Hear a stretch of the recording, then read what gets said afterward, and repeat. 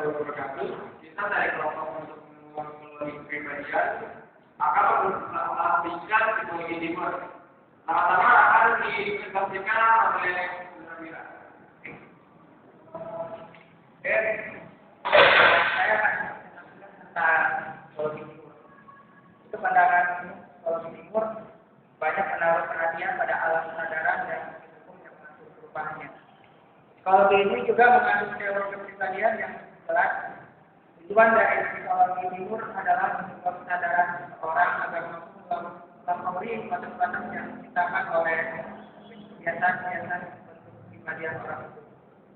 Dalam hal ini, setiap bentuk kepribadian perlu mengatasi hambatan yang berbeda untuk membebaskan diri dari batas-batas ini.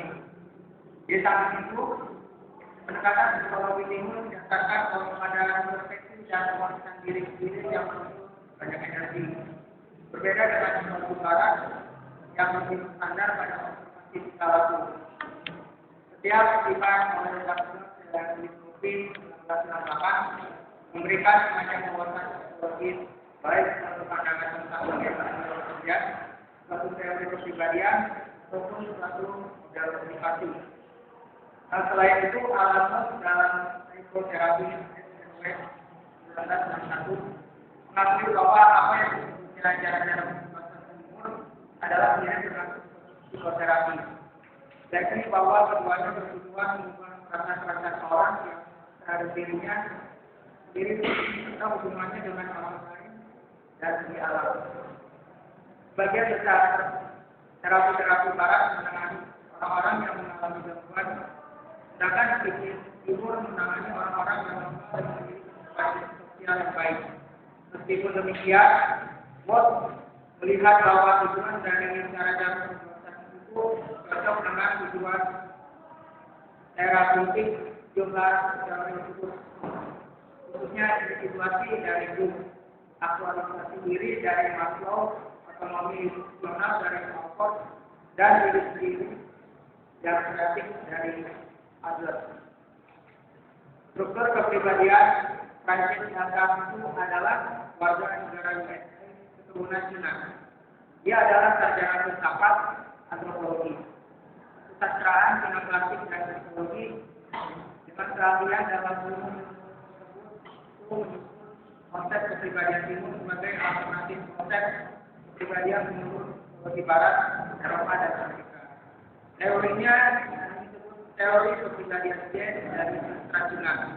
Dan berarti manusia yang bersifat menarik, manusia yang berkepribadian. Konsep ini ditulis dalam majalah American Psychologist 73 tahun 1971 dengan judul Psychologist Mobilitatif dan konsep kepribadian selaras itu menganalisis jiwa manusia, masyarakat timur misalnya Cina, Jepang, yang termasuk juga Indonesia dan buruk secara keras dan luas. Untuk kepribadian dan semua manusia timur digambarkan sebagai negara-negara. Saya sangat menjelaskan secara ahli.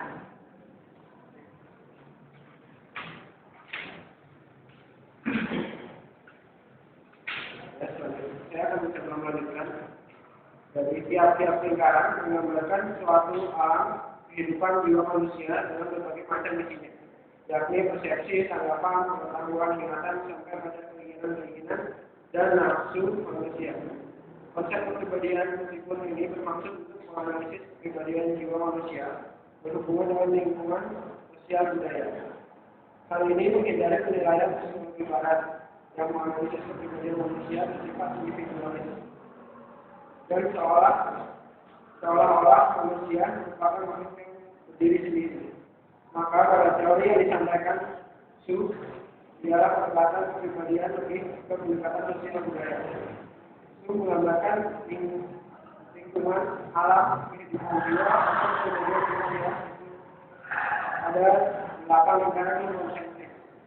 Lingkaran tersebut hanya analisis, tentu kenyataan tidak matematis, sehingga gambarannya bukan lingkaran persis, tetapi gambaran yang melindungi atau melintasi individu. Satu, lingkaran ketujuh sebagai pusat yang paling dalam untuk menggambarkan kehidupan jiwa yang tidak disadari. Dua, lingkaran keenam terletak di luar lingkaran ketujuh, tetapi sepusat dengan lingkaran ketujuh tadi, merupakan lapisan bawah sadar atau subsadar. Tiga, lingkaran kelima adalah menggambarkan lapisan kesadaran jiwa, tapi tidak dinyatakan. Empat, lingkaran lapisan keempat disebut lapisan kesadaran yang dinyatakan.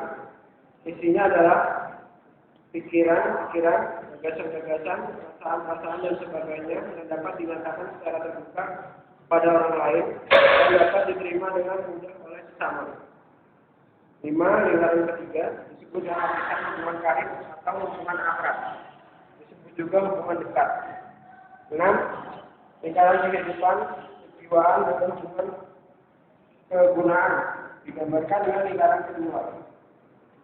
Misalnya hubungan antar pembeli, antar karyawan. Jadi hubungan ini tidak perlu pada sampai hubungan karib atau dekat. 7. Lingkaran nomor 1 sebagai gambaran lingkaran hubungan jauh, terdiri dari pikiran dan sikap dalam jiwa tentang manusia, benda, pengetahuan, adat, dan sebagainya. Jarang sekali memberi pengaruh langsung kepada kehidupan manusia karena dianggap tidak dekat atau jauh dengan individu yang bersangkutan. 8. Lingkaran nomor 0, lingkaran yang paling luas, dapat disebut dengan hubungan luas, berisi pikiran-pikiran dan anggapan-anggapan yang mirip dengan isi pada lingkaran nomor 1. Dan untuk gambar lingkaran konsentris itu sendiri, nanti bisa dilihat seperti ini gambarnya. Ini di sini ada lingkaran konsentrisnya ya. Untuk selanjutnya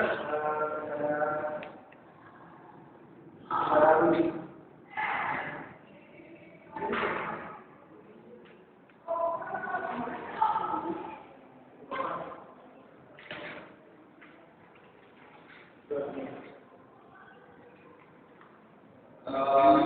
Unsur-unsur kepribadian dalam pandangan psikologi timur. Dalam psikologi timur, kata kepribadian sangat serupa dengan konsep atau diri self. Menurut konsep barat, dalam hal ini apa yang kelihatan sebagai diri tidak lain adalah bagian lengkap keseluruhan dari bagian-bagian tubuh, yakni pikiran, keindahan, hawa nafsu dan sebagainya. Hal tersebut merupakan keadaan jiwa yang selalu berubah dari waktu ke waktu dan perubahan itu ternyata sangat cepat. Selain itu yang menjadi objek psikologi timur adalah keadaan jiwa yang terdiri atas kumpulan sifat-sifat jiwa yang disebut faktor-faktor jiwa. Sifat-sifat jiwa ini misalnya cinta, benci, adionis, sosial dan sebagainya. Mengenai faktor-faktor jiwa dapat dikelompokkan menjadi dua macam, yaitu yang pertama gula berarti baik sehat. Yang kedua akumulah yang berarti tidak murni, tidak baik, tidak sehat. Kebanyakan faktor jiwa perseptual, kognitif dan afektif tetap dimasukkan ke dalam kategori sehat atau tidak sehat. Kriterium mengenai faktor jiwa sehat tidak sehat adalah bahwa apakah suatu faktor jiwa tertentu mempermudah atau mengganggu jiwa dalam kesehariannya. Dalam hal ini, faktor jiwa yang mengganggu disebut faktor jiwa tidak sehat, sedangkan yang mempermudah disebut faktor jiwa sehat. Selain faktor-faktor jiwa sehat dan tidak sehat, terdapat juga 7 sifat netral yang ada dalam setiap keadaan jiwa, yakni sama, sana, yaitu adalah pengaruh sama suatu dan semata-mata pada suatu objek, yaitu tersebut termasuk dalam salah satu indera, misalnya penglihatan, pendengaran dan sebagainya. Sentana, kemauan, yakni reaksi dan kondisi yang menyertai suatu objek. Vedana, perasaan, aneka penginderaan yang dibangkitkan oleh objek itu sendiri. Ekagata, keteraraan pada suatu titik, yakni pemusatan kesadaran.